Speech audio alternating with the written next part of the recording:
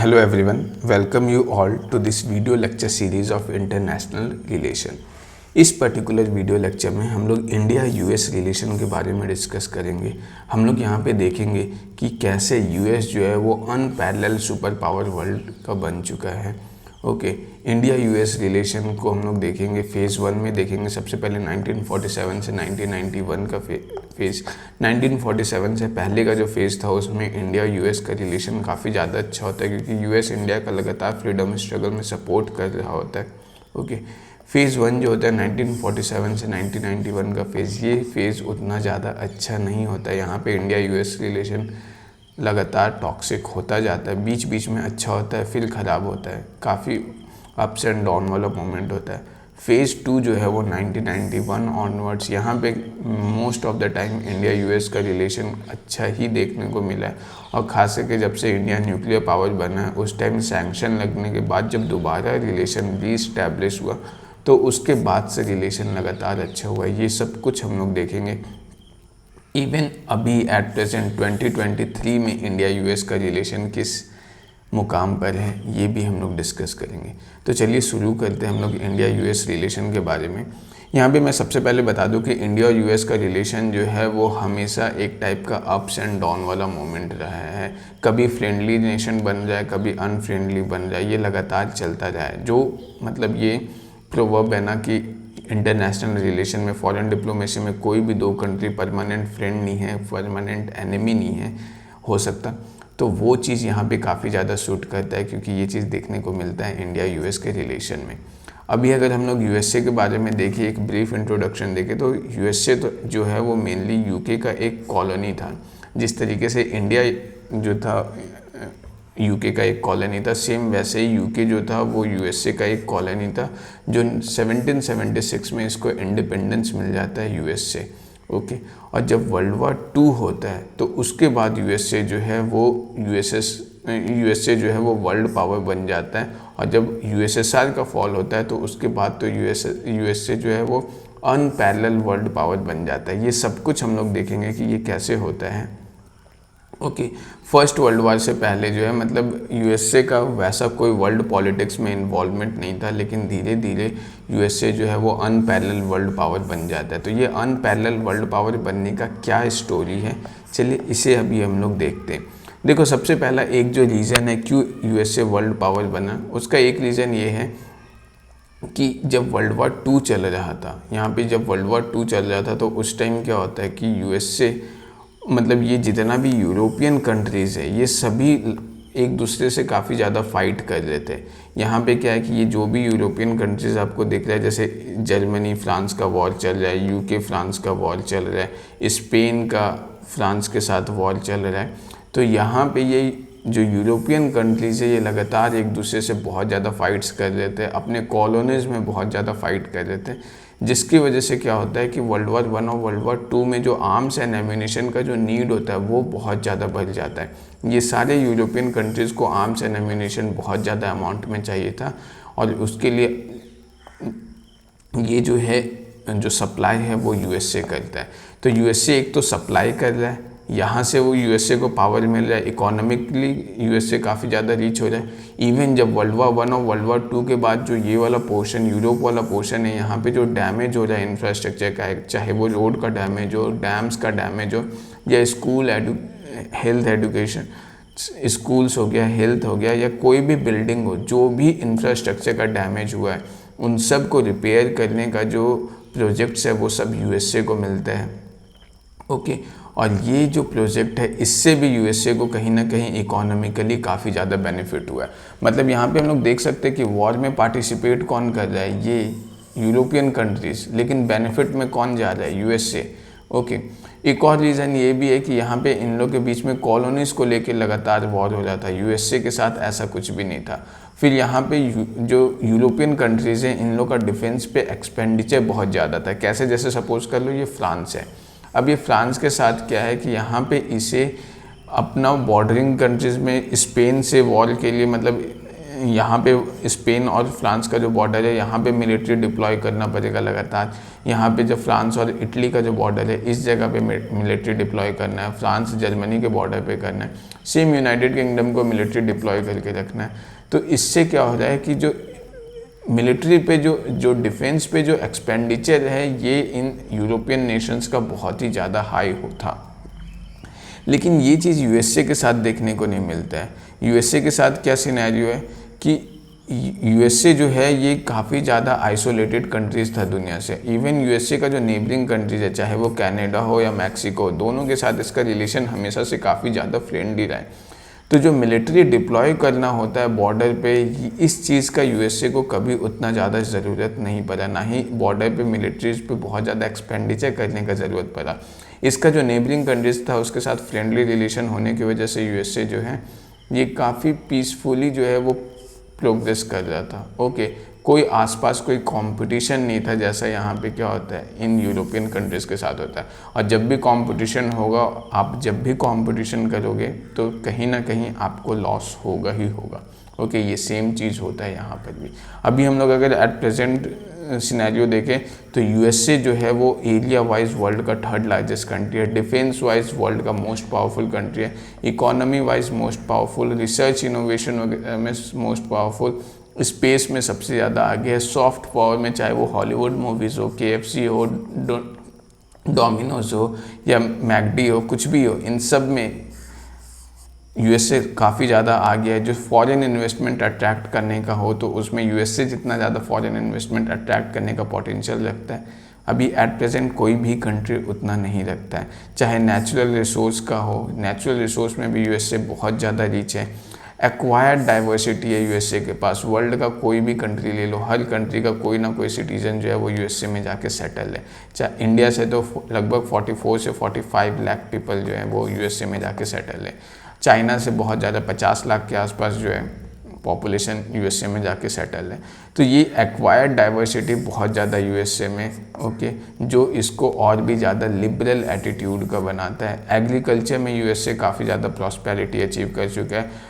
बहुत ही ज़्यादा large coast line होने की वजह से यूएसए का जो फिशिंग इंडस्ट्री है ये बहुत ज़्यादा आगे।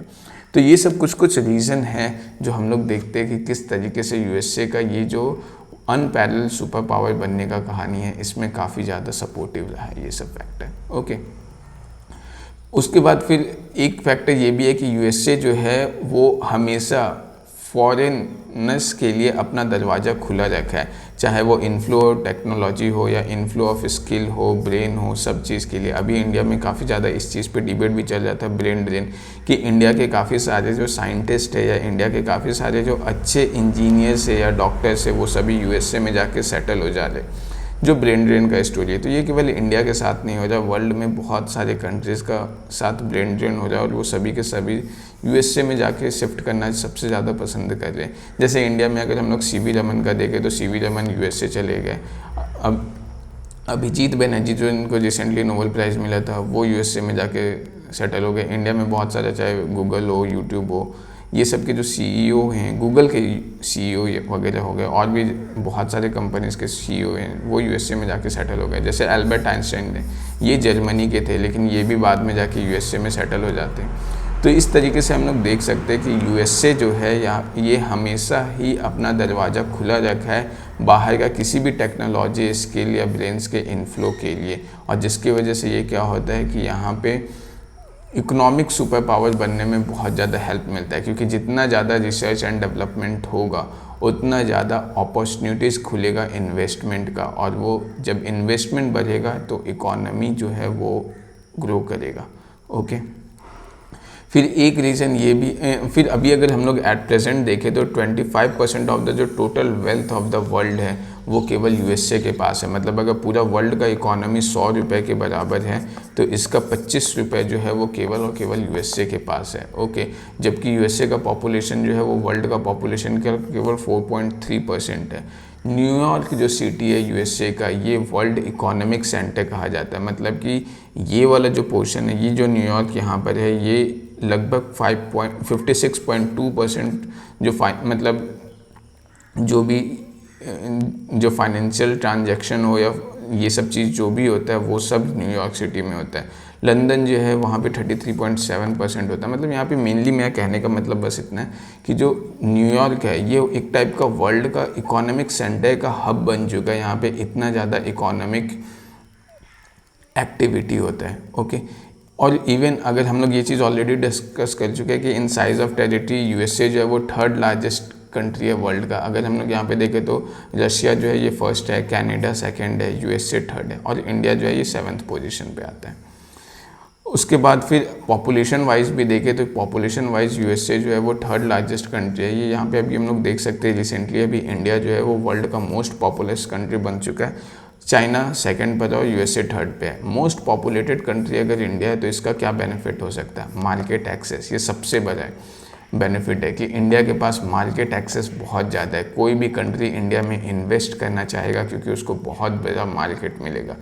दूसरा बेनिफिट क्या है? Labour force. इंडिया के पास लेबर फोर्स बहुत ही ज़्यादा लार्ज क्वांटिटी में, तो ये इंडिया के लिए बहुत बेनिफिशियल हो सकता है। ये सब चीज़ हम लोग बाद में कभी डिस्कस करेंगे। अभी यूएसए के पर्सपेक्टिव पे हम लोग अपने आप को रखते हैं।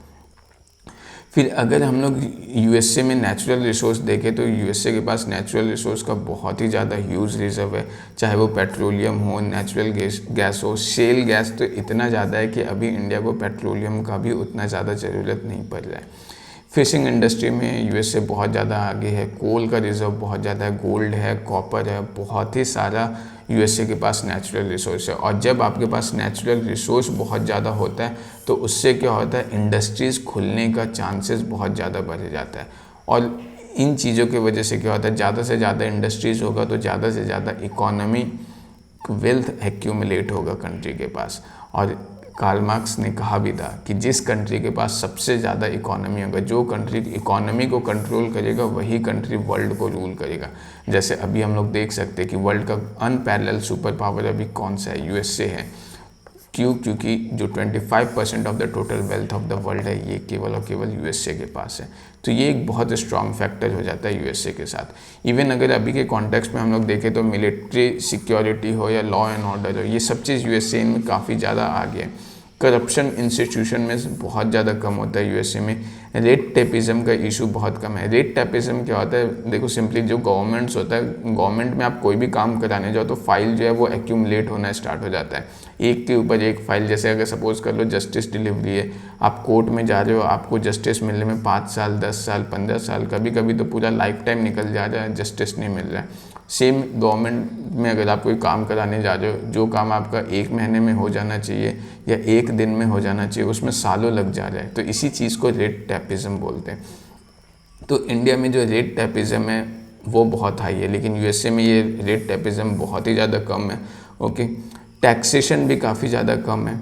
एडुकेटेड पीपल बहुत ज़्यादा हैं। वहाँ का जो लेबर फोर्स है वो काफ़ी ज़्यादा एडुकेटेड है, मोबाइल है और फ्लेक्सिबल है। फ्लेक्सिबल बहुत ज़्यादा मैटर करता है। ऐसा नहीं कि जो लेबर फोर्स है वो केवल एक ही चीज़ में मतलब स्किल्ड है, बहुत सारे डिफरेंट फील्ड्स में ये सभी स्किल्ड हैं। फिर हाई ग्रेड इंफ्रास्ट्रक्चर है इनके पास, टेलीकम्युनिकेशन बहुत अच्छा है। इवन इनके पास जो मार्केट है वो काफ़ी ज़्यादा ट्रांसपेरेंट है और कॉम्पिटिटिव है। कॉम्पिटिटिव होने का मतलब ओपन कंपटीशन है, ट्रांसपेरेंट कंपटीशन है, फेयर कंपटीशन है। ओके, जो कॉन्ट्रैक्ट्स कंपनी के लिए साइन होता है वो काफ़ी ज़्यादा इन्फोर्सेबल होता है। कॉरपोरेशन टैक्स जो कंपनीज पे लगता है वो काफ़ी ज़्यादा कम होता है। तो एक तरीके से क्या हो रहा है कि जिस तरीके से जो कॉलोनियल पावर्स थे, कॉलोनियल पावर जैसे यूके है, यूके क्या कर रहा था? इंडिया का ड्रेन ऑफ वेल्थ कर रहा था, लेकिन वो किस तरीके से कर रहा था? एक्सप्लॉइटेशन से कर रहा था। मतलब इंडिया का सारा पैसा यूके जा रहा था एक्सप्लॉइटेशन के थ्रू। यूएसए भी ड्रेन ऑफ वेल्थ कर रहा है पूरे वर्ल्ड वाइड, लेकिन ये एक्सप्लॉइटेशन के थ्रू नहीं कर रहा है, ये बिजनेस के थ्रू कर रहा है। जैसे Microsoft, YouTube, Google, Hollywood movies, ऐसा बहुत सारा, चाहे KFC हो, कोका कोला हो, ये सब जो भी कंपनीज़ है वो सारा कंपनीज़ क्या कर रहे हैं? पूरे वर्ल्ड वाइड से पैसा एक्यूमुलेट कर रहे हैं। और वो सारा पैसा कहाँ पे एक्यूमुलेट हो रहा है? यूएसए में हो रहा है। तो ड्रेन ऑफ वेल्थ तो यूएसए भी कर रहा है, लेकिन ये बिजनेस के थ्रू कर रहा है। ओके, तो इकोनॉमिक पावर होने के साथ साथ यूएसए जो है वो मिलिट्री पावर भी है। ओके, जैसे इस फैक्ट से भी हम लोग समझ सकते हैं कि वर्ल्ड में अगर सपोज कर लो डिफेंस पे अगर टोटल 100 रुपये खर्च हो रहा है तो लगभग 33.33 रुपीज़ जो है वो केवल और केवल यूएस से खर्च कर रहे हैं। मतलब कि दुनिया भर का जितना भी डिफेंस एक्सपेंडिचर है उसका 1/3 डिफेंस एक्सपेंडिचर जो है वो केवल यूएस से अकेला कर रहा है। तो इसलिए भी यूएसए जो है वो डिफेंस में काफ़ी ज़्यादा आगे हैं। और ये बात ध्यान में रखना है कि ये डिफेंस एक्सपेंडिचर पे ये हमेशा से इतना खर्च नहीं था। जब यूएसए ग्रो कर रहा था तब वो अपना इकोनॉमिक डेवलपमेंट पे ज़्यादा फोकस कर रहा था, लेकिन जब एक टाइम पे इकोनॉमिक डेवलपमेंट अचीव हो गया और ये सुपर पावर के रेस में आ गया, तब ये डिफेंस एक्सपेंडिचर बढ़ा दिया और अभी काफ़ी ज़्यादा बढ़ा हुआ है। इंडिया के साथ क्या है कि इंडिया को अभी ही डिफेंस एक्सपेंडिचर पे काफ़ी ज़्यादा फोकस करना पड़ता है, क्योंकि इंडिया का जो दो नेबरिंग एनिमी कंट्री है, एक पाकिस्तान के साथ रिलेशन अच्छा नहीं है और दूसरा चाइना के साथ अच्छा नहीं है। तो इसकी वजह से इंडिया को अपने बॉर्डर पे लगातार डिफेंस पे अभी ही बहुत ज़्यादा खर्च करना पड़ता है, जबकि अभी वो टाइम पीरियड है इंडिया के लिए जिस टाइम इंडिया को अपने डेवलपमेंट पे खर्च करना चाहिए। लेकिन सिचुएशन ऐसा है, यूएसए के साथ ये सिचुएशन नहीं था। चलिए हम लोग टॉपिक पे वापस आते हैं। ओके, तो यूएसए का आर्मी जो है इसको समटाइम्स मतलब ग्लोबल पुलिस भी कहा जाता है, क्योंकि वर्ल्ड में बहुत जगह मतलब यूएसए जो है वो इंटरफेयर करता है, चाहे वो वियतनाम का इशू हो, अफ़गानिस्तान का इशू हो, इराक का इशू हो, इराक ईरान वॉर वगैरह। तो इस तरीके से यूएसए जो है इसको ग्लोबल पुलिस भी बोला जाता है, क्योंकि वर्ल्ड में ये चाहता है कि हर जगह पीस मेंटेन हो, डेमोक्रेसी मेंटेन हो पूरे वर्ल्ड वाइड। तो इसे जहाँ पे भी लगता है कि ये पीस और डेमोक्रेसी को थ्रेट है तो वो उस जगह पे इंटरफेयर करता है यूएसए का आर्मी। यूएसए जो है वो यूनाइटेड नेशन ऑर्गेनाइजेशन का सबसे लार्जेस्ट डोनेटर है, मतलब सबसे ज़्यादा फंड यूनाइटेड नेशन ऑर्गेनाइजेशन को यूएसए डोनेट करता है। तो इससे क्या होता है कि जब यूनाइटेड नेशन ऑर्गेनाइजेशन को इतना ज़्यादा फंड यूएसए डोनेट कर रहा है तो यूएनए को जो पॉलिसी है वो कहीं ना कहीं टिल्ट होता है यूनाइटेड स्टेट्स यूएसए के अराउंड। ओके, फिर यूएसए का जो प्रेजेंस है वो वर्ल्ड के ऑर्गेनाइजेशन में बहुत ज़्यादा है, सेम केस, क्योंकि यह सबसे लार्जेस्ट डोनेटर होता है, चाहे वो नाटो हो, यूनाइटेड नेशन ऑर्गेनाइजेशन हो, आईएमएफ हो, वर्ल्ड बैंक हो, वर्ल्ड ट्रेड ऑर्गेनाइजेशन हो। ऐसा बहुत सारा इंटरनेशनल ऑर्गेनाइजेशन है जिसमें यूएसए सबसे ज़्यादा फंड्स डोनेट करता है। और जब सबसे ज़्यादा फंड डोनेट करेगा तो ये ऑब्वियस सा बात है कि इन सारे कंट्रीज़ का, इन सारे इंटरनेशनल ऑर्गेनाइजेशन का जो पॉलिसी होगा वो कहीं ना कहीं यूएस को फेवर करेगा। ओके, कल्चर और सॉफ्ट पावर में हम लोग ऑलरेडी डिस्कस कर चुके हैं कि यूएसए का जो कल्चर है, इवन समटाइम्स बोला जाता है कि जो यूएसए का कल्चर है वो कल्चर ऑफ द वर्ल्ड है, वो दुनिया का कल्चर है। पूरे वर्ल्ड वाइड आपको केएफसी देखने को मिलेगा, Coca Cola, Domino's, Hollywood movies वगैरह बहुत ही ज़्यादा दुनिया भर में पॉपुलर है। इवन यूएसए में का बहुत सारा जो फिलॉसफी और फिलोसफर्स है ये दुनिया भर में पॉपुलर है। सर्विसेज का अगर बात किया जाए तो यूएसए में जिस तरीके से यूएसए में दुनिया के डिफरेंट एरिया से लोग आके बसे हैं, यहाँ पे जो नॉलेज है, रिसर्च है, ये सब चीज़ बहुत ही ज़्यादा बढ़ा है। इसीलिए हम लोग कहते हैं कि सर्विसेज सेक्टर में मतलब यूएसए जो है एक्वायर्ड डाइवर्सिटी के कारण टेक्नोलॉजी हो गया, नॉलेज हो गया, रिसर्च हो गया, इन चीज़ों में काफ़ी ज़्यादा आगे बढ़ चुका है। इसलिए कहा भी जाता है कि जो अमेरिका का सर्विसेज है वो दुनिया में one of the best services है। तो ये जो है ये first part of India US के बारे में, मतलब ये इंडिया यूएस जो टॉपिक है, रिलेशन है, उसमें हम लोग का कवर हुआ ये फर्स्ट पार्ट। यहाँ पे बेसिकली हम लोग देखिए कि ऐसा कौन कौन सा फैक्टर है जिसकी वजह से यूएसए जो है वो वर्ल्ड का ग्लोबल सुपर पावर बना है। अब हम लोग देखेंगे इंडिया यूएस रिलेशन। इसको हम लोग दो पार्ट में डिवाइड करेंगे, एक होगा फेज़ 1 और दूसरा होगा फेज़ 2। फेज़ 1 में हम लोग 1991 से पहले का इंसिडेंट्स को देखेंगे और फेज़ 2 में हम लोग पोस्ट 1991 के इंसिडेंट्स को देखेंगे।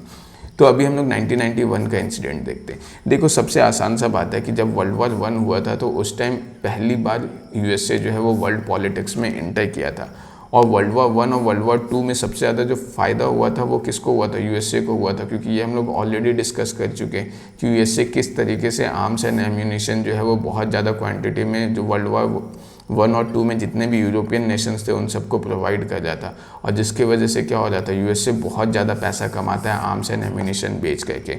और जब इतना ज़्यादा पैसा कमाएगा तो यूएसए जो है वो बहुत ज़्यादा मनी, मतलब वो सारा पैसा जो है यूएसए इंफ्रास्ट्रक्चर क्रिएट करने में हेल्प कर रहा था। इवन जो भी इंफ्रास्ट्रक्चर यूरोपियन नेशंस में डिस्ट्रॉय होता है उन सब को क्रिएट करने का जो प्रोजेक्ट है वो भी यूएसए जो है वो अपने हाथ में लेता है, मतलब यूएसए को कॉन्ट्रैक्ट्स मिलता है, जिस उससे भी यूएसए जो है वो काफ़ी ज़्यादा पैसा कमाता है। तो यहाँ पे कहीं ना कहीं यूएसए को बहुत ज़्यादा बेनिफिट हो जाता। तो एक तो यूएसए के पास कोई कॉलोनी नहीं था वर्ल्ड वाइड, दूसरा यूएसए जो था वो खुद को दुनिया भर का जो डेमोक्रेसी है उन सब का सपोर्टर बोलता था। यूएसए जो था वो ब्रिटेन का कॉलोनी था, इसलिए भी यूएसए जो था वो हमेशा कॉलोनीज़ के अगेंस्ट में होता था।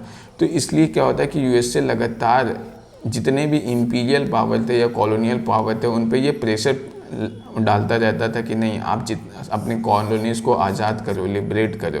और इसलिए यूएसए जो था वो इंडिया का फ्रीडम मूवमेंट का बहुत बड़ा सपोर्टर था। वो लगातार वर्ल्ड वॉर 2 में, जब वर्ल्ड वॉर 2 हो रहा था और 1945 वाला जो टाइम था, इस टाइम एक यूएसए का भी बहुत बड़ा कंट्रीब्यूशन होता है कि इंडिया को जल्द से जल्द आज़ादी मिल गया, क्योंकि यूएसए जो था वो लगातार यूके पे ये प्रेशर बनाया रहा था कि इंडिया जो है, मतलब यूके गवर्नमेंट जो है वो इंडिया के साथ मतलब यूके गवर्नमेंट जो है वो इंडिया को आज़ादी दे। ओके, तो इस चीज़ पे भी यूएसए का लगातार प्रेशर बन रहा था। इवन जो बहुत सारे इंडियन फ्रीडम फाइटर है वो यूएसए में अपना रिवॉल्यूशनरी ऑर्गेनाइजेशन का ब्रांचेस खोलते हैं, जैसे लाला हरदयाल है, इनका गदर पार्टी है। ये सब चीज़ हम लोग हिस्ट्री में देखेंगे कि गदर पार्टी इंसिडेंट क्या था। सेम लाला लाजपत राय जो हैं ये होम रूल लीग अमेरिका में खोलते हैं, ये होम रूल लीग मूवमेंट का टाइम है। ओके, तो इस चीज़ को भी हम लोग देखेंगे। ऐसे ही बहुत सारे जो इंडियन फ्रीडम फाइटर्स होते हैं वो अपना रिवॉल्यूशनरी ऑर्गेनाइजेशन यूएसए में खोलते हैं। इवन 1945 में जब कोल्ड वॉर होता है तो उस टाइम क्या होता है, कोल्ड वॉर के टाइम पे क्या चल रहा था, एक तरफ तो यूएसए था जो कैपिटलिस्ट कंट्री था और साथ ही साथ वो डेमोक्रेटिक कंट्री था, दूसरी तरफ यूएसएसआर था जो कम्युनिस्ट कंट्री था। ये डेमोक्रेटिक तो नहीं था, एक टाइप का डिक्टेटरशिप था, ये सो कॉल्ड डेमोक्रेटिक कंट्री था। ओके, इसलिए हम लोग इसको यहाँ पे यूएसएसआर को डिक्टेटरशिप बोलते हैं। अभी भी यूएसएसआर क्या है, एक यूएसएसआर हो गया या चाइना हो गया, हालांकि यहाँ पे इलेक्शंस तो होता है लेकिन ये सो कॉल्ड डेमोक्रेसी, एक टाइप का यहाँ पे तानाशाह चलता है। और इंडिया जो है वो नॉन अलाइंग मूवमेंट को लीड कर जाता है कि ना तो वो यूएस के साइड होगा ना यूएसएसआर के साइड होगा। अभी क्या होता है कि क्योंकि यूएसए जो था वो लगातार इंडिया के फ्रीडम मूवमेंट में सपोर्ट कर रहा था, तो यूएसए को ये एक्सपेक्टेशन था कि जब इंडिया आज़ाद होगा तो इंडिया जो है वो यूएसए का साइड कोल्ड वॉर में ज्वाइन करेगा। लेकिन ऐसा नहीं होता है। इंडिया पहली बात तो नॉन अलाइंग मूवमेंट को लीड करना स्टार्ट करता है, और दूसरा क्या होता है कि इंडिया के जो बहुत सारे लीडर्स थे, चाहे जवाहरलाल नेहरू हो, भगत सिंह हो, सुभाष चंद्र बोस हो, ये सब जितने भी मतलब लीडर्स थे, ये कहीं ना कहीं जो है वो यूएसएसआर का जो सोशलिज्म का फिलॉसफी था उससे बहुत ज़्यादा इंस्पायर्ड होते हैं। इसलिए आप देखोगे इंडिया का जो कॉन्स्टिट्यूशन है वो कहीं ना कहीं इस तरीके से बनता है जो सोशलिज्म को कुछ हद तक फेवर करता है। इवन अगर देखो इंडिया में इकोनॉमिक प्लानिंग, जो प्लानिंग कमीशन ऑफ इंडिया होता था जिसको अभी नीति आयोग रिप्लेस कर चुका है, तो ये इसका प्रोविज़न देखने को मिलेगा जो कहीं ना कहीं सोशलिज्म से एक्वायर्ड है। कोऑपरेटिव सोसाइटी था, 5 ईयर प्लान का सिस्टम था कि हर 5 साल के लिए एक प्लान बनेगा। तो ये सब चीज़ से क्या था कि इंडिया कहीं ना कहीं जो है अपना टिल्ट यूएसएसआर के साइड रखता है। इवन दो इंडिया हमेशा से ये क्लेम करता रहा है कि इंडिया जो है वो नॉन अलाइंग मूवमेंट को लीड कर रहा है। ओके, तो वही चीज़ यहाँ पे है कि अब जब इंडिया यूएसएसआर के टुवर्ड्स टिल्ट है तो उससे क्या होगा कि इंडिया और यूएस का रिलेशन ऑटोमेटिकली उतना अच्छा नहीं होगा जितना अच्छा होना चाहिए। और इसलिए इससे क्या होता है कि इससे बेनिफिट पाकिस्तान को होता है, क्योंकि पाकिस्तान यूएसए के काफ़ी क्लोजर आ जाता है। ओके, तो ये चीज़ हम लोग देख चुके हैं। इवन क्या होता है कि जो 1965 का वॉर है, 1971 का वॉर है, और बहुत सारा ऐसा इशूज़ जैसे कश्मीर इशूज़ हो गया, ये सब में हमेशा यूएसए जो है वो पाकिस्तान को सपोर्ट करता है। रीज़न क्या है? सिंपल सा रीज़न है क्योंकि इंडिया का जो पॉलिसी था वो कहीं ना कहीं वो सोशलिज्म की तरफ झुका हुआ था, यूएसएसआर की तरफ झुका हुआ था।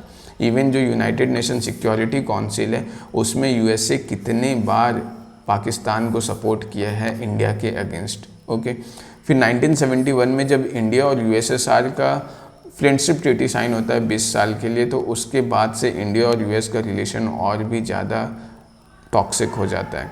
1964-65 में अगर हम लोग देखें तो इस टाइम क्या होता है कि इंडिया में फैमिन आया रहता है, और ख़ास करके जो 1962 का वॉर होता है इसके बाद क्या होता है कि इंडिया में मतलब एक तो इकोनॉमिक क्राइसिस आ जाता है, काफ़ी ज़्यादा इन्फ्लेशन का सिचुएशन था, उसके बाद ऊपर से फैमिन आ जाता है। तो इस टाइम क्या होता है कि इंडिया में बहुत ही ज़्यादा भूखमरी का सिचुएशन हो जाता है। उस टाइम यूएसए जो है वो PL480, ये राइस का नाम है, ओके, राइस का वैरायटी का नाम है। तो PL480 जो है ये इंडिया को प्रोवाइड करता है, जिससे इंडिया फूड क्राइसिस को टैकल करने में हेल्प मिलता है इंडिया को। इस time green revolution completely India में नहीं आया था, ओके, तो इसलिए ये उस टाइम यूएसए का जो हेल्प होता है इंडिया पे, ये बहुत ज़्यादा क्रूशियल होता है। हालांकि जब 1965 में इंडिया पाकिस्तान का वॉर होता है तो उस टाइम यूएसए लगातार इंडिया पे ये प्रेशर बनाते रहता है कि आप सीज़ फायर डिक्लेयर कर दो, अदरवाइज़ जो है PL480 का जो मतलब सप्लाई है इंडिया को, ये रोक दिया जाएगा। तो हालांकि इसका यूएसए मिसयूज़ भी करता है, लेकिन एक तरीके से हम लोग बोल सकते हैं कि जब इंडिया में फैमाइन का सिचुएशन था उस टाइम यूएसए अगर PL480 इंडिया को प्रोवाइड कर जाए तो इंडिया का रिलेशन यूएसए के साथ हमेशा अनफ्रेंडली नहीं था। कभी ना मतलब कुछ टाइम ऐसा भी आया था बीच बीच में जब इंडिया और यूएस का रिलेशन अच्छा भी रहा था, ओके। 1965 के बाद क्या होता है कि बहुत सारे इंडियंस जो है वो यूएसए माइग्रेट करना स्टार्ट हो जाते हैं जॉब के लिए। बहुत सारे इंडियंस तो यूएसए जाके सेटल हो जाते हैं, और अभी अगर देखें तो उन इंडियंस में से बहुत सारे इंडियंस ऐसे हैं जो यूएसए के सोसाइटी में प्रोमिनेंट पोजीशन पे हैं। यूएसए का एडमिनिस्ट्रेशन हो या पॉलिटिक्स हो या गवर्नमेंट, ये सब में बहुत अच्छे अच्छे पोजीशन पे। जैसे ये एक बिजनेस स्टैंडर्ड का रिपोर्ट है, ये आप जाके नेट पे सर्च भी कर सकते हो इस रिपोर्ट को, कि अभी एट प्रेजेंट जो बाइडेन का एडमिनिस्ट्रेशन है उसमें लगभग 130 इंडियन अमेरिकन है। मतलब वो सारे लोग जो पहले इंडियन सिटीज़न रहे होंगे कभी, या उनके पूर्वज कभी इंडियन सिटीज़न रहे होंगे और वो जाके अमेरिका में सेटल हो गए। तो 130 इंडियन अमेरिकन जो है वो जो बाइडेन के एडमिनिस्ट्रेशन में है वाइट हाउस में, जबकि इंडियन का जो पॉपुलेशन है वहाँ का 1% के लगभग है। तो ये बहुत बड़ा अचीवमेंट है इंडियंस के लिए कि यूएसए के एडमिनिस्ट्रेशन का जो 30% है, सॉरी 103 इंडियन अमेरिकन जो है वो यूएसए के एडमिनिस्ट्रेशन में है, ओके। टॉपिक पे वापस आते हैं। तो 1974 में क्या होता है कि इंडिया पहला न्यूक्लियर टेस्ट करता है, तो उस टाइम यूएसए फिर से इंडिया पे बहुत ही ज़्यादा हार्श इकोनॉमिक सैंक्शन लगाता है। फिर 1998 में फिर से इंडिया दूसरा न्यूक्लियर टेस्ट करता है, तो इस टाइम फिर से यूएसए जो है वो इंडिया पे हार्श इकोनॉमिक सैंक्शन लगाता है, लेकिन ये सैंक्शन तुरंत ही विड्रॉ कर लेता है। इसका रीज़न क्या है यह भी हम लोग तुरंत देखेंगे, और पहले प्रीवियस लेक्चर्स में हम लोग इसको डिस्कस भी कर चुके हैं, ओके। 1947-1990 में क्या होता है कि इंडिया यूएस का रिलेशन जो है, ये वाला जो पीरियड था 1947 से 1990 के बीच में, इस पीरियड में इंडिया यूएस का रिलेशन काफ़ी हद तक रशिया, पाकिस्तान और न्यूक्लियर टेस्ट, इन तीन चीज़ की वजह से इन्फ्लुएंस हो जाता। और यही तीन चीज़ की वजह से इंडिया और यूएस का रिलेशन इस टाइम पीरियड में काफ़ी अनफ्रेंडली प्रूफ होता है, ओके। जैसे जवाहरलाल नेहरू हैं, इनका टिल्ट यूएसएसआर के साइड था। इंदिरा गांधी का टिल्ट यूएसएसआर के साइड था। इंदिरा गांधी के टाइम पे ही इंडिया रशिया फ्रेंडशिप ट्रीटी 20 साल का साइन होता है। मोरारजी देसाई क्योंकि इंदिरा गांधी के अपोनेंट थे, इनका सोच भी काफ़ी ज़्यादा अपोजिट था। मोरारजी देसाई जो है वो सपोर्ट करते हैं यूएसए को। राजीव गांधी काफ़ी प्रोग्रेसिव माइंडसेट के थे, ये जो है इनका भी सपोर्ट यूएसए को जाता है। और इवन राजीव गांधी का यूएसए का सपोर्ट जाने का रीज़न भी एक ये था कि ये वो टाइम पीरियड था राजीव गांधी का जिस टाइम यूएसएसआर ऑलमोस्ट अपने डिक्लाइन पे था, ये फॉल करने वाला था, ओके। फिर 1991 में एलपीजी रिफॉर्म आता है, और इसी के वजह से जो 1998 में इकोनॉमिक सैंक्शन है वो इंडिया पे ज़्यादा टाइम तक नहीं लगता है। रीज़न ये है कि जब इंडिया में इकोनॉमिक रिफॉर्म आता है तो उस टाइम क्या होता है कि जो इंडिया का एलपीजी रिफॉर्म में क्या था, लिबरलाइजेशन, प्राइवेटाइजेशन, ग्लोबलाइजेशन। इंडिया अपना मार्केट पूरे वर्ल्ड के लिए ओपन कर देता है। अब कोई भी फॉरेन कंपनीज इंडिया में आके कितना भी अमाउंट में अपना इन्वेस्टमेंट कर सकता था। तो अब क्या होता है कि इंडिया पूरे वर्ल्ड के लिए एक बहुत बड़ा मार्केट बन चुका था। और हालांकि उस टाइम चाइना भी वर्ल्ड में एक मार्केट था, लेकिन चाइना उतना ज़्यादा मार्केट अपॉर्चुनिटी वर्ल्ड को प्रोवाइड नहीं करता था जितना इंडिया करता था। रीज़न क्या है, क्योंकि चाइना में खुद का प्रोडक्शन इतना ज़्यादा था कि वो अपने जो भी डोमेस्टिक कस्टमर्स हैं उनके मतलब जो भी कंजम्पशन नीड्स है उसको सेटिस्फाई कर देता था। लेकिन इंडिया के केस में ऐसा नहीं था। इंडिया का जो प्रोडक्शन है वो उतना ज़्यादा सफिशिएंट नहीं था कि पूरा का पूरा कंजम्पशन नीड को सेटिस्फाई करे। तो इसलिए पूरा जो वर्ल्ड ओवर जो भी डेवलप्ड नेशंस हैं उन सब के लिए एक ये अपॉर्चुनिटी मिल जाता है एलपीजी रिफॉर्म के बाद कि वो इंडिया में आए और इंडिया में आके अपना सामान बेचे, और इसलिए यूएसए जो है ये इंडिया की तरफ काफ़ी ज़्यादा अट्रैक्टेड होता है 1991 में। इसलिए ये जो फेज़ 2 हम लोग अभी देख रहे हैं 1991 ऑनवर्ड्स, इसमें हम लोग देखेंगे कि इंडिया और यूएसए का रिलेशन लगातार अच्छा होता ही चला जा रहा है। इवन दो न्यूक्लियर टेस्ट होता है लेकिन सैंक्शन तुरंत हटा दिया जाता है। रिलेशन अच्छा होने का रीज़न एक ये भी था कि 1990 में क्या हो रहा है, यूएसएसआर का फॉल हो जा रहा है। अब जब यूएसएसआर का फॉल हो जा रहा है तो इंडिया जो पहले यूएसएसआर की तरफ कुछ हद तक टिल्ट था, अब वो वाला सिचुएशन वैसा है नहीं। ओके, हालांकि अभी भी इंडिया का यूएसएसआर के साथ रिलेशन बहुत अच्छा है, लेकिन जो पहले जो फ्रेंडशिप ट्रीटी वाला बात था अब वो नहीं है। ओके, तो इवन यूएसए को अब यूएसएसआर से उस लेवल का कंपटीशन भी नहीं मिल रहा था, तो इसलिए इंडिया का अब इंडिया का यूएसए के साथ रिलेशन धीरे धीरे अच्छा होना स्टार्ट हो जाता है। फिर एक और रीज़न है, अब क्या है कि जब एलपीजी रिफॉर्म आता है तो उसके बाद इंडिया में कोई भी फॉरेन कंपनी आके इन्वेस्ट कर सकता था। अब सपोज़ कर लो कोई भी फॉरेन कंपनी आता है और इंडिया में इन्वेस्ट करता है, तो उसमें क्या होगा कि इंडिया में जब वो जॉब प्रोवाइड करेगा, जैसे सपोज़ कर लो गूगल है या यूट्यूब है, ये जो है ये आके इंडिया में इन्वेस्ट कर रहा है। जब इंडिया में इन्वेस्ट करेगा तो इंडिया में वो अपना कंपनी खोलेगा तो उसको वर्कर्स चाहिए होंगे, और जो वर्कर्स चाहिए होंगे उनको सैलरी देना पड़ेगा। इंडिया में जो सैलरी था, जो लोग मतलब जो लेबर था वो काफ़ी ज़्यादा सस्ता था, काफ़ी चीप लेबर इंडिया प्रोवाइड करता था वर्ल्ड वाइड। तो उसमें अब क्या होगा कि जब world wide cheap labour provide करेगा इंडिया, तो जो मतलब यूएसए है उसका जो प्रोडक्ट फाइनल जो बन के निकलेगा वो भी काफ़ी ज़्यादा सस्ता होगा। और यूएसए उसकी वजह से क्या है कि दुनिया भर में पूरे वर्ल्ड में काफ़ी सस्ता गुड्स पाएगा, क्योंकि यूएसए का जो लेबर फोर्स है वो उतना ज़्यादा सस्ता नहीं है। तो अब जब यूएसए जो है वो वर्ल्ड में काफ़ी ज़्यादा सस्ता गुड्स बेच पाएगा, तो उसकी वजह से क्या होगा कि यूएसए का कहीं ना कहीं सॉफ्ट कॉर्नर जो है वो इंडिया के साइड झुकता है।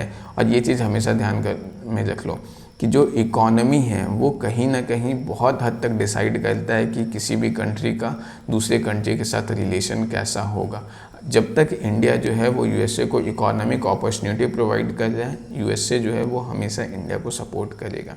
ओके, हालांकि ये जो चीप लेबर वाला कॉन्सेप्ट है, इंडिया उस चीज़ को उतना ज़्यादा ग्रास्प नहीं कर पाया है। रीज़न क्या है, इंडिया में करप्शन का इशू बहुत ज़्यादा है, और भी बहुत सारा रीज़न है जिसको हम लोग आगे चल के देखेंगे। ओके, फिर आते हैं नॉन रेसिडेंट्स इंडियन में। अगर हम लोग देखें ये इंडियन डायस्पोरा, तो जो पूरा ये टाइम्स ऑफ इंडिया का आर्टिकल है, अगर हम लोग इंडियन डायस्पोरा देखें अमेरिका में, तो लगभग 4 मिलियन जो इंडियन कम्युनिटी है वो 44 एग्जैक्ट अगर देखें तो 4.4 मिलियन है, यहाँ पे 44 लाख। तो 4.4 मिलियन इंडियन कम्युनिटी जो है वो यूएसए में सेटल है, जो सेकंड हाईएस्ट है एशिया में। मतलब यहाँ पे अगर देखो तो 50 लाख चाइना का कम्युनिटी जो है वो यूएसए में सेटल है। तो एक बहुत बड़ा नॉन रेसिडेंट्स एनआरआई सेक्शन है जो यूएसए में सेटल है। अगर 2000 के टाइम का पीरियड देखें, मतलब 2000 के बाद से, तो इंडियंस का नंबर जो है यूएसए के एडमिनिस्ट्रेशन, बिजनेस, सोसाइटी, ये सब में लगातार बढ़ता जा रहा है। और ये अभी हम लोग रिसेंटली देखे कि किस तरीके से 103 इंडियन अमेरिकन जो है वो जो बाइडन है, जो बाइडन के एडमिनिस्ट्रेशन में है, तो ये बहुत बड़ा बात है। ओके, फिर चाहे जब इतना बड़ा सेक्शन 4.4 मिलियन पॉपुलेशन अगर यूएसए का जो है वो इंडियन अमेरिकन है, तो उस केस में क्या हो जाता है, ना तो डेमोक्रेटिक पार्टी ना ही रिपब्लिकन पार्टी, ये दोनों में से कोई भी पार्टी अफोर्ड नहीं कर सकते इंडियन डायस्पोरा को निगलेक्ट करना। ये जो है रिपब्लिकन पार्टी जो है वो डोनाल्ड ट्रंप वाला पार्टी है, और जो डेमोक्रेटिक पार्टी है वो जो बाइडन का पार्टी है। जो ओबामा थे वो भी डेमोक्रेटिक पार्टी के थे। ओके, तो इसकी वजह से क्या होता है कि अब जो भी पार्टी पावर में आए, चाहे रिपब्लिकन पार्टी आए, डेमोक्रेटिक पार्टी आए, क्योंकि इंडियन डायस्पोरा इतना ज़्यादा है तो उन लोग का टिल्ट जो है वो कहीं ना कहीं इंडियंस के साइड होगा। इवन जब इतने सारे लोग 130 इंडियन अमेरिकन जो बाइडन के एडमिनिस्ट्रेशन में हैं, तो वो जो भी पॉलिसीज़ बनाएंगे या फेवर करेंगे, कहीं ना कहीं उसका टिल्ट इंडिया के साइड होगा, इंडिया के साइड एक सॉफ्ट कॉर्नर होगा। तो ये चीज़ जो है वो इंडिया और यूएसए का रिलेशन को काफ़ी ज़्यादा स्ट्रेंथन करता है। इवन जब यूएसएसआर का फॉल हो गया तो उसके बाद क्या था कि इंडिया का जो नेसेसिटी था, चाहे वो टेक्नोलॉजी को लेकर के हो या कैपिटल के लेकर के हो या इन्वेस्टमेंट को लेकर के हो, तो ये सब चीज़ में क्या है कि जो ये नेसेसिटी है वो यूएसए फुलफ़िल करने का दम रखता था, इसलिए इंडिया का भी जो सॉफ्ट कॉर्नर है वो कहीं ना कहीं यूएसए के साइड शिफ्ट करना स्टार्ट हो जाता है 1991 में, जब यूएसएसआर का फॉल होता है। उसके बाद फिर क्या था कि अभी तक क्या हो रहा था कि 9/11 अटैक के पहले तक इंडिया मतलब यूएसए का और पाकिस्तान का रिलेशन काफ़ी ज़्यादा अच्छा था। इंडिया कितने बार वर्ल्ड प्लेटफॉर्म पे टेररिज्म का इशू रेज़ किया था, लेकिन यूएसए उस चीज़ को हमेशा कॉर्नर कर देता था कि ये कोई टेररिज्म नहीं है, ये इंटरनल डिस्टर्बेंसेस हैं। ओके, लेकिन 9/11 अटैक में जब ये ओसामा बिन लादेन जब वर्ल्ड ट्रेड सेंटर पे अटैक करता है, तो इसके बाद क्या होता है कि इसके बाद यूएसए का कहीं ना कहीं ये आँख खुलता है और वो भी वर्ल्ड प्लेटफॉर्म पे टेररिज्म को आवाज़ को सपोर्ट करना स्टार्ट करता है। तो यहाँ पे क्या होता है कि इंडिया और यूएसए ये दोनों सेम फ्रंट मतलब सेम साइड हो जाते हैं टेररिज्म के फाइट को लेकर के। तो इससे भी दोनों इंडिया और यूएसए साथ में आते हैं, साथ में टेररिज्म को फाइट करने का इनिशिएटिव लेते हैं। ओके, तो इवन जो टेररिस्ट ऑर्गेनाइजेशंस थे ये सभी के सभी पाकिस्तान में जो है वो अपना ट्रेनिंग ले रहे थे, जो इसकी वजह से क्या होता है कि यूएसए का और पाकिस्तान का रिलेशन भी कुछ हद तक ख़राब होना स्टार्ट हो जाता है। ओके, इवन यूएसए जो है वो वर्ल्ड प्लेटफॉर्म पे पाकिस्तान को क्रिटिसाइज़ करना स्टार्ट कर देता है। इसीलिए अभी एट प्रेजेंट अगर आप देखोगे तो जो पाकिस्तान का झुकाव है वो कहीं ना कहीं यूएसएसआर के साइड बढ़ता जा रहा है, इवन चाइना के साइड बढ़ता जा रहा है। चाइना के साइड तो काफ़ी ज़्यादा अच्छा है पहले से भी। ओके, तो यूएसए जो है वो लगातार स्लोली जो अपना इकोनॉमिक सपोर्ट जो वो लगातार पाकिस्तान को प्रोवाइड करता था वो काफ़ी हद तक कम कर चुका है। ऑलमोस्ट नेग्लेक्जिबल अमाउंट ऑफ मनी अब सपोर्ट करता है पहले के कंपेयर में। ओके, तो यूएसए और पाकिस्तान का रिलेशन अनफ्रेंडली बनते जा रहा है और यूएसए और इंडिया का रिलेशन फ्रेंडली बनता जा रहा है। इवन जो चाइना फैक्टर है, यहाँ पे देख लो, पहले जब कोल्ड वॉर चल रहा था तो कोल्ड वॉर के टाइम पे क्या हो रहा था कि यूएसए जो था वो चाइना के साथ इसका रिलेशन काफ़ी अच्छा था। यूएसए लगातार चाइना को वर्ल्ड प्लेटफॉर्म पे सपोर्ट कर रहा था। क्यों? क्योंकि चाइना जो था वो बॉर्डरिंग नेशन था यूएसएसआर का। ओके, तो इसलिए यहाँ पे क्या है, यूएसए चाइना को सपोर्ट कर रहा था। लेकिन अब जब यूएसएसआर का डाउनफॉल हो गया और चाइना एक इकोनॉमिक पावर बन के उभर रहा है, तो उस केस में क्या है कि अब यूएसए जो है वो दूसरा कंट्री को फेवर करेगा जो चाइना का नेबरिंग में, और चाइना के नेबरिंग में सबसे जो पावरफुल कंट्री है वो कौन है? इंडिया। तो अब यूएसए का जो टिल्ट है वो इंडिया के साइड है। तो ये अगर स्ट्रैटेजिक पॉइंट ऑफ व्यू से देखें तो इसलिए भी यूएसए का और इंडिया का रिलेशन जो है वो काफ़ी ज़्यादा डीप होता जा रहा है। ओके, तो ये चाइना फैक्टर बहुत इंपॉर्टेंट रोल प्ले करता है। यूएसए का जो मार्केट है वो लगातार चाइनीज़ गुड के साथ फुलफिल होते जा रहा है। ये इंडिया के केस में तो ऑलमोस्ट बहुत ज़्यादा हो चुका है कि हर प्रोडक्ट मेड इन चाइना आपको देखने को मिलेगा। ओके, इवन चाइना जो है वो एज अ इकोनॉमिक पावर बहुत ज़्यादा डेवलप कर रहा है। तो इसलिए अब क्या हो रहा है कि चाइना कहीं ना कहीं रेस में ग्लोबल सुपर पावर बनने का रेस में बढ़ता दिख रहा है। अगर यूएसए का इकोनॉमी जो है वो 21 ट्रिलियन का है, 21 ट्रिलियन का इकोनॉमी है, तो चाइना का इकोनॉमी भी लगभग 13 ट्रिलियन के आसपास का है। ओके, तो इस चीज़ की वजह से क्या है कि अब यूएसए और चाइना कहीं ना कहीं कॉम्पिटिटिव कंट्री बन चुके हैं। तो इसलिए भी यूएसए जो है वो नहीं चाहता है कि जो बैलेंस ऑफ पावर है एशिया का वो चाइना के फेवर में शिफ्ट हो, और इसीलिए यूएसए अभी इंडिया को काफ़ी ज़्यादा फेवर कर रहा है। ओके, तो अभी जो है बैलेंस ऑफ पावर इस रीजन में, एशिया वाले रीजन में, इंडो पैसिफिक रीजन में मेंटेन करने के लिए भी अमेरिका जो है वो लगातार इंडिया के साथ अपना फ्रेंडशिप बढ़ा रहा है। इस चीज़ को हम लोग इससे भी देख सकते हैं कि पीएम मोदी जब वाइट हाउस में जाते हैं तो उनको मतलब चाहे वो डोनाल्ड ट्रंप हो या जो बाइडन हो, ये दोनों काफ़ी ज़्यादा ग्रीट करते हैं। इवन फर्स्ट लेडी जो मेलियाना ट्रंप थी, जो डोनाल्ड ट्रंप की वाइफ, वो भी इनको काफ़ी ज़्यादा ग्रीट करती है। जो हम लोग यहाँ पे देख सकते हैं ये हौडी मोदी वाला इवेंट है, ये इलेक्शन के टाइम वाला इवेंट है डोनाल्ड ट्रंप का। तो इसमें देख सकते हैं कि मतलब किस तरीके से ये मोदी जी का स्वागत किया जाता है, ताकि यूएसए में जो भी इंडियन डायस्पोरा है उनका वोट जो है वो डोनाल्ड ट्रंप अपने साइड कर सके। तो यहाँ पे दिख सकता है कि इंडियन डायस्पोरा कितना ज़्यादा मैटर करता है यूएसए के पॉलिटिक्स में।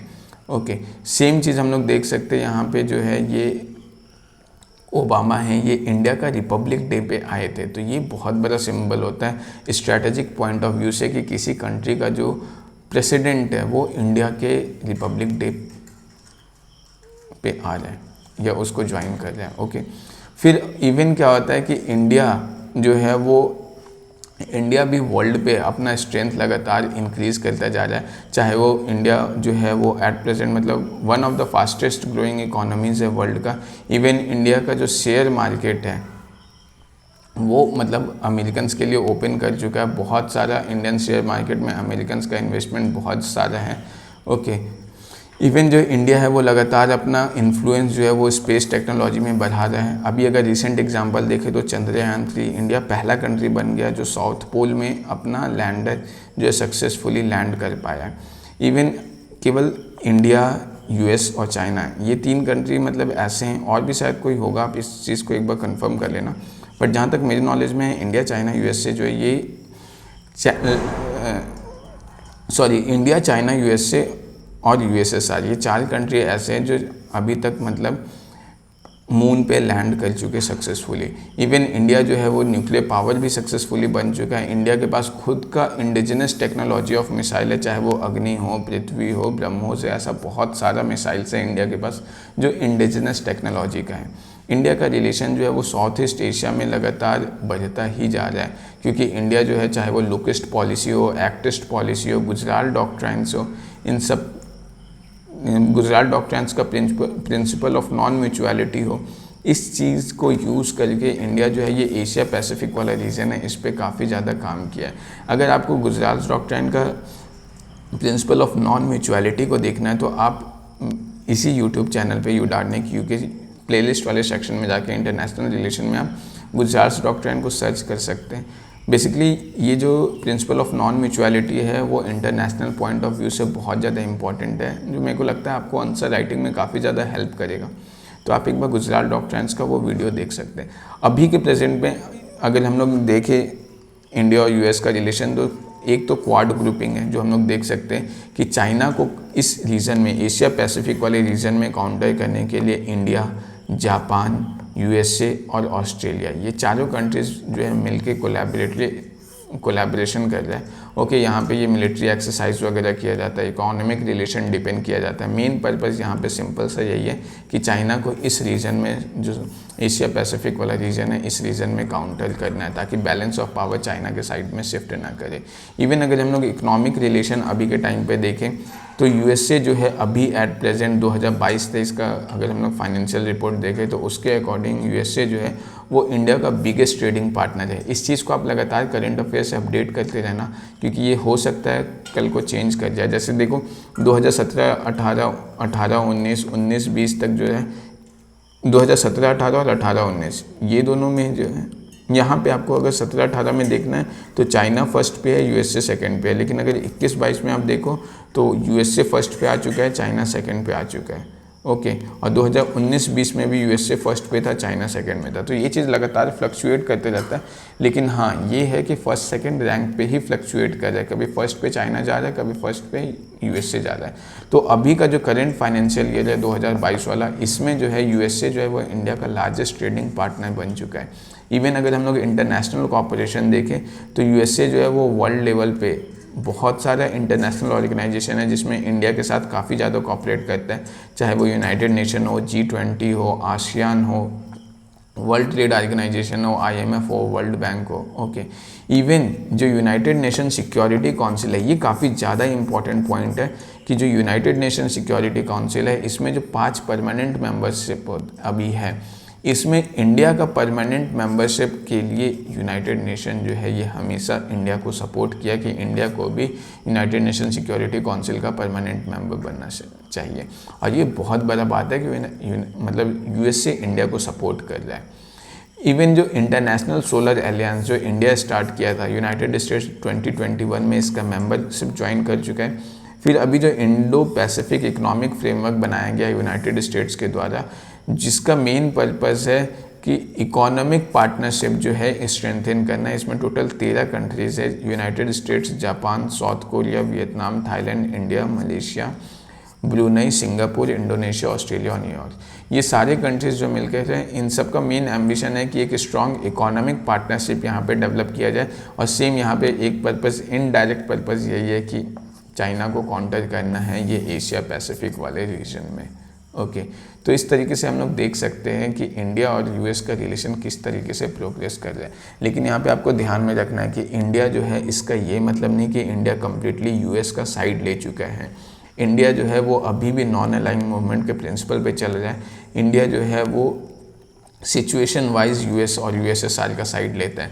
चाहे S-400 मिसाइल का इशू देख लो, जब इंडिया को S-400 मिसाइल खरीदना था तो S-400 जो है वो इंडिया यूएसएसआर से इंडिया को ख़रीदना था, और यूएसएसआर पे उस टाइम काफ़ी ज़्यादा सैंक्शन लगा हुआ था। लेकिन फिर भी इंडिया जो है वो यूएसएसआर से ये मिसाइल ख़रीदता है, इवन दो इंडिया पे बहुत ज़्यादा प्रेशराइज़ किया गया यूएसए के द्वारा कि इंडिया रशिया से S-400 मिसाइल नहीं खरीदे, लेकिन फिर भी इंडिया खरीदा। यूक्रेन रशिया वॉर का अगर इवेंट हम लोग ले ले तो इंडिया का इसमें न्यूट्रल अप्रोच था। इंडिया अगर चाहता तो वो यूएसए का साइड ले सकता था, लेकिन इंडिया ऐसा नहीं किया। इंडिया न्यूट्रल साइड लिया यूएसए यूक्रेन वॉर में। तो ये चीज़ शो करता है कि इंडिया के लिए रशिया का इम्पोर्टेंस कम नहीं हुआ है। अगर चाइना को काउंटर करना है या बैलेंस रखना है चीज़ों को, तो रशिया भी उतना ही ज़्यादा इम्पॉर्टेंट है इंडिया के लिए, जो चीज़ हम लोग देख सकते हैं। इवन अभी क्या है कि जब रशिया यूक्रेन वॉर के टाइम पे रशिया पे बहुत ज़्यादा सैंक्शन लगा दिया गया था, तो रशिया जो है वो ऑयल जो है वो, मतलब रशिया पे जब सैंक्शन लग गया था तब भी इंडिया जो है वो रशिया से ऑयल ख़रीद रहा था, और वो भी काफ़ी सस्ते दाम पे, जबकि रशिया पे इकोनॉमिक सैंक्शन था। तो ये सारा चीज़ ये शो करता है कि इवन दो इंडिया और यूएसए का रिलेशन लगातार प्रोग्रेसिव स्टेट में है, लेकिन रशिया का इम्पोर्टेंस इंडिया के लिए अभी भी कम नहीं हुआ है। ओके क्योंकि इंडिया को ओवरऑल पर्सपेक्टिव से देखना है, बैलेंस ऑफ पावर रीजन में मेंटेन करके रखना है। तो आई होप आपको ये वीडियो लेक्चर सीरीज़ काफ़ी अच्छा लग रहा होगा। ये बायलैटरल रिलेशन का सीरीज़ अभी हम लोग स्टार्ट किए, जिसमें इंडिया यूएस रिलेशन ये जो है ये पहला पार्ट है। Okay, thank you very much for watching this video.